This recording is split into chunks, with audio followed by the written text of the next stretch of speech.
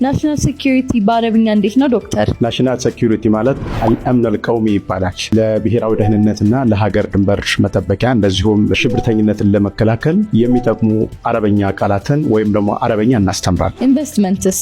ኢንቨስትመንት ማለት በአረበኛ አልኢስቲፍማር ይባላል። ለኢንቨስትመንት የሚጠቅሙ ኢንቨስትመንት ኢንትሪ የመሳሰሉትን የሚያሳዩ ተርሚኖሎጂዎችን ወይም ደግሞ አረበኛ እናስተምራለን። ኦኬ። ኢንተርናሽናል አግሪመንትስ?